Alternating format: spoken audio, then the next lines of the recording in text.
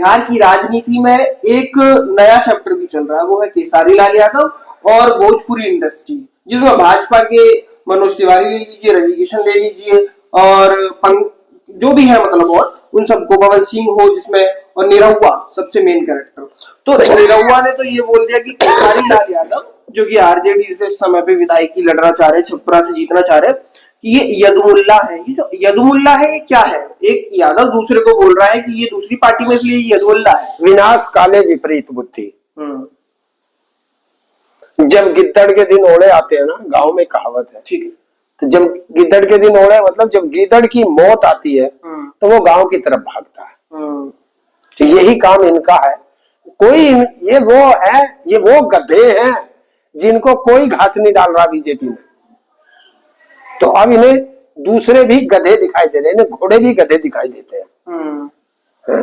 जिस आदमी ने पूरे बिहार का चुनाव बदल दिया हो, जिस आदमी के पीछे इतनी बड़ी फैन फॉलोइंग हो, जिस आदमी की सेल्फी लेने के लिए लोगों में हजूम उमड़ रहा हो, जो आदमी बिना सुरक्षा के घूम रहा हो जनता के बीच में, वो जनता का प्यारा ही घूम सकता है।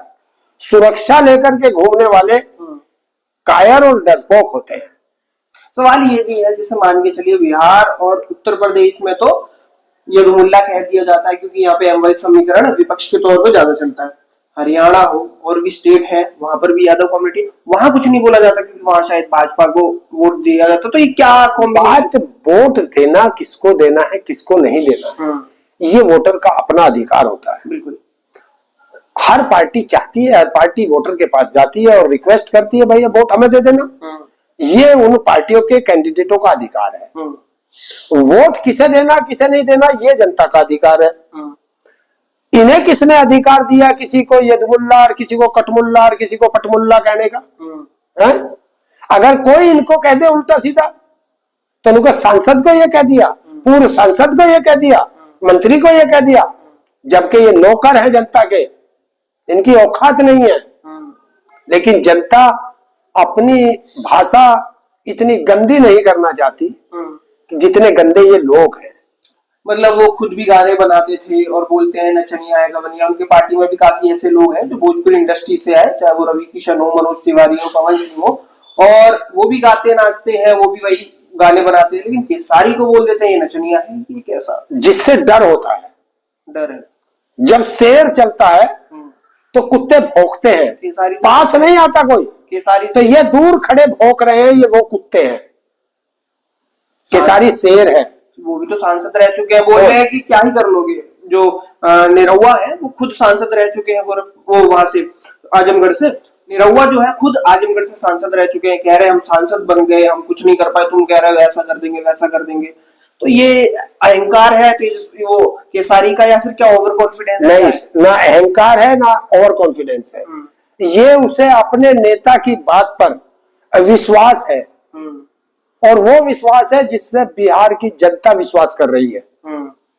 और जब उनका बड़ा नेता जो मुख्यमंत्री बनने जा रहा है वो ये वादे कर रहा है, वही वादा वो बता रहा है। और ये बीजेपी वाले क्या बताते हैं? जब इनका बड़ा नेता झूठ की फैक्ट्री खोल करके बैठा हो तो छोटे नेता क्या करेंगे?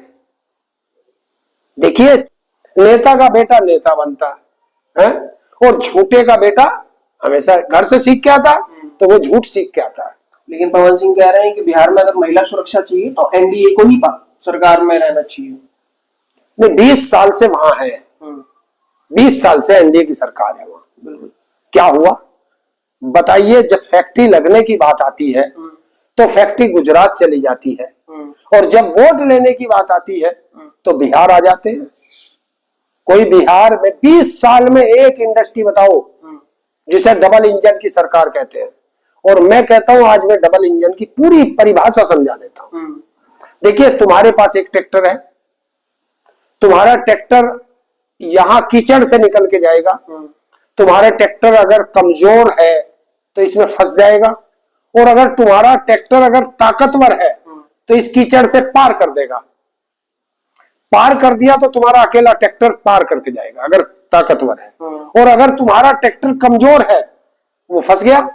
तभी तो उसमें दूसरा इंजन जोड़ा, दूसरा ट्रैक्टर जोड़ा, डबल इंजन क्या हुआ, तो डबल ट्रैक्टर जोड़ा। कमजोर है दोनों ट्रैक्टर, तभी तो है।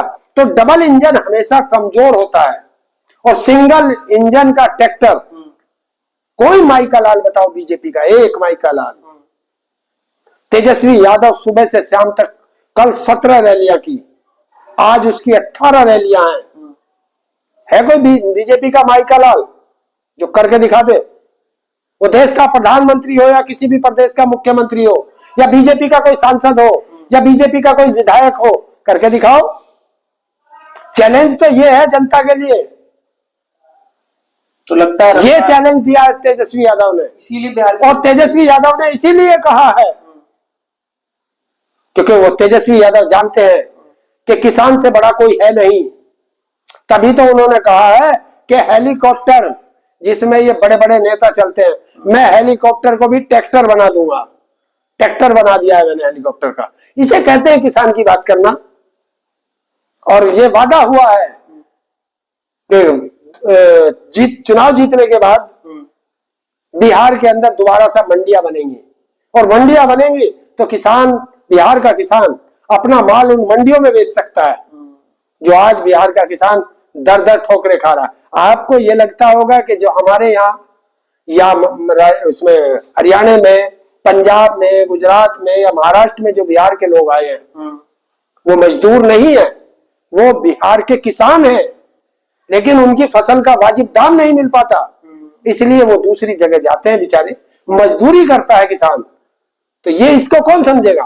तो ये तेजस्वी यादव ने कहा है कि मैं किसानों की फसल का वाजिब दाम भी दूंगा, किसानों की मंडियां भी बनाऊंगा, किसानों को समय पे खाद बीज भी मिलेगा, माई बहनों को 2500 रुपए महीना मिलेगा, महिलाओं को 30,000 रुपए साल मिलेगा, और हर परिवार के एक सदस्य को, जिसके यहाँ सरकारी नौकरी नहीं है, उस परिवार के एक सदस्य को सरकारी रोजगार भी मिलेगा। और जब परिवार में रोजगार मिल जाता है, परिवार पटरी पर आ जाता है, और जब वो पटरी पर परिवार आ जाता है तो उस प्रदेश की इकोनॉमी रन करने लगी। और जब बिहार की इकोनॉमी रन करेगी तो बिहार में इंडस्ट्री भी लगेगी। क्या कहता है कि देश का गृह मंत्री कि बिहार में जमीन नहीं है इंडस्ट्री लगने के लिए, ऐसे बोल रहा हूँ। लेकिन अडानी को जमीन देने के लिए, अडानी को 1 रुपए एकड़ में जमीन दी जाती सकती है, तो अडानी के लिए जमीन है, बिहार के बच्चे अगर रोजगार कर ले उसके लिए इनके पास जगह नहीं।